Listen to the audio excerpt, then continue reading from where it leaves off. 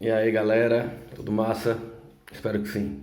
Vamos terminar hoje o tema direitos e garantias fundamentais, né? Nesse vídeo vimos noções básicas sempre de teoria geral dos direitos e garantias fundamentais, as 5 espécies que nós temos na Constituição, né? Direitos individuais, coletivos, sociais, nacionalidade e políticos.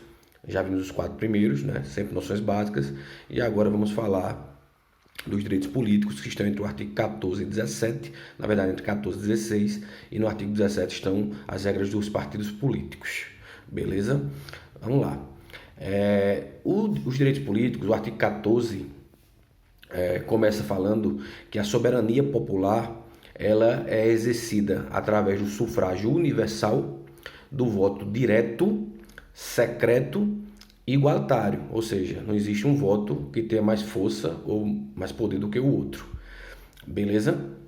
Então, antes de eu dar continuidade, eu queria parar um pouco para explicar, né? Então, sufrágio universal é uma votação permitida para todos que puderem ser alistáveis e exercer o voto por consequência, que é a capacidade eleitoral ativa, que eu já vou falar, né? O voto é direto, porque você vota diretamente para o seu candidato, no caso, você exerce esse direito assim, só para tentar diferenciar. Por exemplo, nos Estados Unidos, a votação para presidente é indireta. Então, na verdade, você não vota no candidato lá, o Trump ou o Biden, ou seja, o republicano ou o democrata, normalmente. Você vota para um delegado ou um superdelegado do Estado, e esse delegado ou superdelegado dá o voto ao presidente. Então, é uma votação indireta. Aqui a votação é direta. E é secreta, né?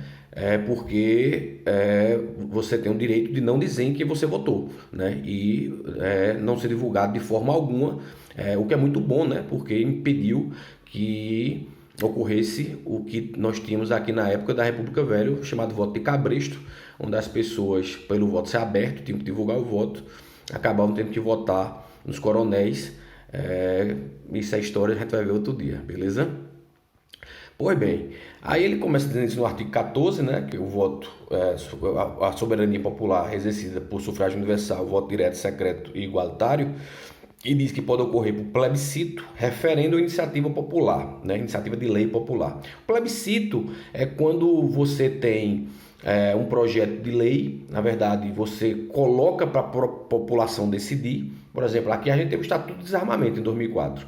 Você coloca para a população decidir se é a favor ou contra um determinado tema e depois vem a lei em cima do que foi decidido. O referendo é o contrário. Primeiro vem o projeto de lei, né, e as pessoas vão e decidem se querem determinado posicionamento ou outro, tranquilo?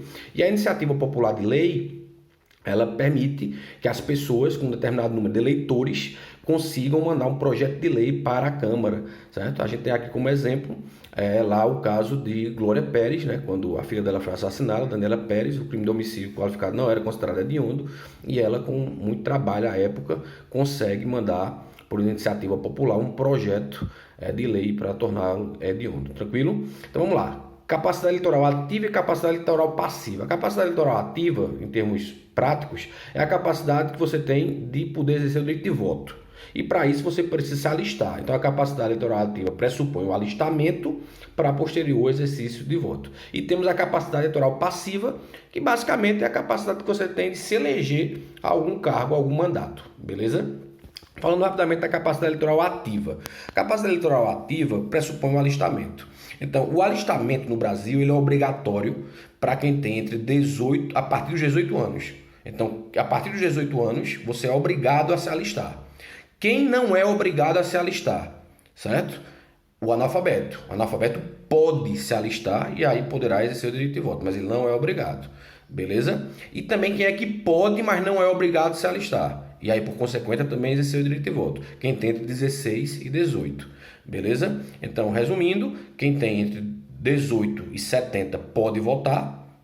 Perdão, quem tem entre 18 e 70 é obrigado a votar. Quem tem entre 16 e 18 pode votar, não é obrigado. Mesma coisa para quem é analfabeto e quem tem mais de 70. É uma faculdade, não é uma obrigação. Tranquilo? Já a capacidade eleitoral passiva, que basicamente é a questão da elegibilidade, né, de quem pode ser eleito ou não para um determinado mandato, ela pressupõe outros requisitos, que estão lá também nos artigos, entre os artigos 14 e 16. Então, para que você possa ser eleito, primeiro você tem que ter nacionalidade brasileira. Então, o estrangeiro, ele não pode nem votar nem ser votado, beleza? O brasileiro naturalizado pode ser eleito, certo? Com exceção lá do naturalizado para presidente e para vice-presidente da República. Ele pode até ser eleito deputado e senador, mas não poderá ser presidente da Câmara ou do Senado. Eu expliquei isso no vídeo anterior, direito à nacionalidade. Tranquilo? Então, o primeiro requisito é ser brasileiro naturalizado, com essa exceção para o naturalizado, certo?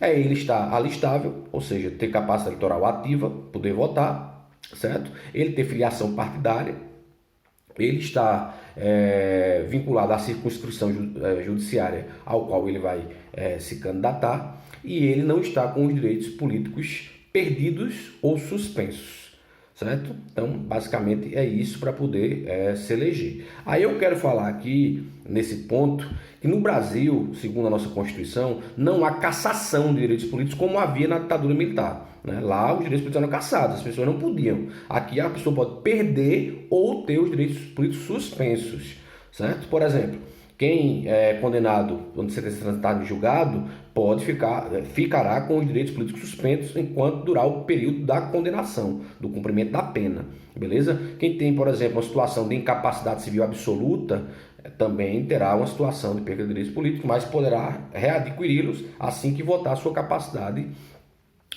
civil, tranquilo, dentre outras. Para não me adiantar muito, porque aqui é das básicas, eu queria também falar aqui da impossibilidade no Brasil de prefeitos, governadores e presidentes terem a reeleição de mais de um mandato. Então, na verdade, eles só podem se reeleger uma vez de forma consecutiva, podendo voltar depois de 4 anos. Então ele não pode ter um terceiro mandato consecutivo, mas pode voltar depois, como foi o caso do presidente Lula, que teve 2 mandatos, não pôde se reeleger para o terceiro, mas votou e foi eleito agora em 2022. Tem outras regrinhas, mas o tempo agora não vai dar, beleza? Sobre partidos políticos, eu vou deixar para falar que é o tema da semana que vem. Tranquilo? Porque eu vou fazer primeiro a diferenciação do que é ser de direita e de o que é ser de esquerda, beleza? A sua origem histórica, e vou falar no Brasil, desde o Império até aqui, noções básicas de quais foram os partidos políticos que existiram, e quais são os que existem hoje e quais se encontram no que a gente chama de direita, de extrema direita, o centrão, na esquerda progressista e na esquerda marxista. Beleza? Valeu, tchau, tchau.